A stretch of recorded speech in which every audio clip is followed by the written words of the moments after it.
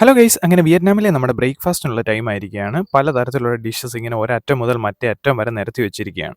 Noodles, bread, egg ഒക്കെ എടുത്തതിന് ശേഷമായിട്ട് നമ്മൾ ഇപ്പുറത്തെ സൈഡിലേക്ക് നോക്കുകയാണെങ്കിൽ സ്വീറ്റ്സ്, ഫ്രൂട്ട്സ്, സൂപ്പൊക്കെ നമുക്ക് ഇവിടെ നിന്ന് എടുക്കാനായിട്ട് പറ്റും. അങ്ങനെ നമ്മൾ ഫുഡൊക്കെ എടുത്തതിന് ശേഷമായിട്ട് ടേബിളിൽ വന്നു. ഇത്രയാണ് ഞാൻ എടുത്തിരിക്കുന്ന ഫുഡ്.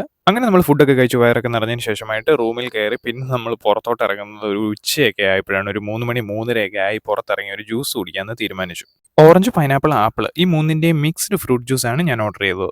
ഓറഞ്ചിന്റെ തൊലി നല്ല പച്ച കളറിൽ ഇരിക്കുമെങ്കിലും ഓറഞ്ചിന് ഭയങ്കര ടേസ്റ്റാണ് കേട്ടോ. മലേഷ്യയിലും സിംഗപ്പൂരിലും അത്യാവശ്യം ഇംഗ്ലീഷ് കൊണ്ട് പിടിച്ചിരിക്കാമെങ്കിലും വിയറ്റ്നാമിലെത്തിയപ്പോൾ സംഗതി ആകെ മാറി. ഇവിടുത്തെ ആളുകൾ എന്തോ പറയുന്നതെന്ന് നമുക്കോ നമ്മളെന്തോ പറയുന്നതെന്ന് അവന്മാർക്കോ ഒരു പിടുത്തവും ഇല്ലാതായി. സംഗതി ദൈവത്തിന് മാത്രം അറിയാം. നമുക്ക് ജ്യൂസ് എടുത്തു തരുന്ന ഈ പയ്യൻ ഇംഗ്ലീഷ് അത്യാവശ്യം അറിയാം. പക്ഷേ ഇവന്റെ പേര് വിയറ്റ്നാമിൽ എന്തോ പറഞ്ഞു. പേര് വിയറ്റ്നാമിലായതുകൊണ്ട് തന്നെ നമുക്കൊന്നും മനസ്സിലായില്ല.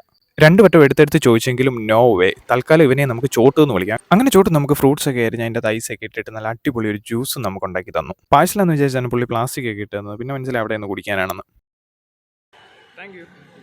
അങ്ങനെ ജ്യൂസ് നമ്മുടെ കയ്യിൽ കിട്ടി ടേസ്റ്റ് ചെയ്ത് നോക്കിയപ്പോൾ കിട്ടില്ല സാധനം. ഇവിടുത്തെ ആളുകൾ കടയിടുന്നത് അവരുടെ വീടിന്റെ തൊട്ട് ഫ്രണ്ടിൽ തന്നെയാണ്. പുറകിൽ അവർക്ക് താമസിക്കാനുള്ള വീടും ഫ്രണ്ടിൽ അവർക്ക് വരുമാനത്തിനുള്ള കടയും. നമ്മളിപ്പോൾ താമസിക്കുന്ന സിറ്റിയിൽ നിന്നും കുറച്ച് മാറിയിട്ടാണ്. സോ ഇവിടുത്തെ ആൾക്കാരെല്ലാം ഫിനാൻഷ്യലി പൂർ ആയിരിക്കും. പക്ഷേ ഇവിടുത്തെ പ്രത്യേകത എന്ന് പറഞ്ഞാൽ ഫിനാൻഷ്യലി പൂർ ആയ ആൾക്കാരുടെ വീട്ടിൽ പോലും 2 വീലേഴ്സ് അവൈലബിൾ ആണ്. ഗൈസ് ഞാൻ കുടിച്ച ജ്യൂസിന്റെ റേറ്റ് എന്ന് പറയുന്നത് 20,000 ഡോങ് ആണ്. അത് ഏകദേശം നമ്മുടെ നാട്ടിലെ 67-68 രൂപ. അങ്ങനെ നിൽക്കുമ്പോഴാണ് പിതൃസ്നേഹത്തെ വിളിച്ചുകൊണ്ട് നമ്മുടെ ഹോട്ടലിന്റെ പേര് ഞാൻ ശ്രദ്ധിക്കുന്നത്. വീഡിയോ ഇഷ്ടമായ ചാനൽ സബ്സ്ക്രൈബ് ചെയ്യുക, ലൈക്ക്, ഷെയർ, കമന്റ് ചെയ്യുക. താങ്ക്